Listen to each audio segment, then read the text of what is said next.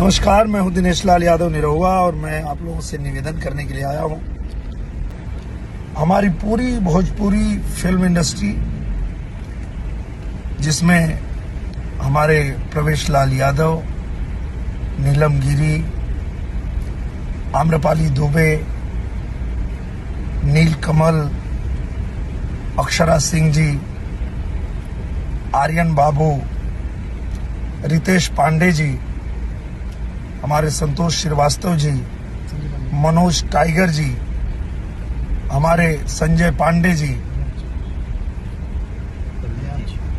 तो आपको बता दें कि दिनेश लाल यादव जी के यह वीडियो को सोशल मीडिया के माध्यम से मीम पेज के द्वारा काफ़ी तेजी से वायरल किया जा रहा है और इस बात का मीम काफ़ी लोग बना रहे हैं कि खेसारी और पवन को मिलाने में इन लोगों का ही हाथ है और इन दोनों ही मिलकर दिनेश लाल यादव जी के पार्टी बीजेपी का नाक में दम कर दिए हैं, जिस पर लोग काफ़ी चुस्की ले रहे हैं और बोल रहे हैं कि दिनेश लाल यादव जी का तो खेसारी और पवन ने मिलकर मोय मोय कर दिया है।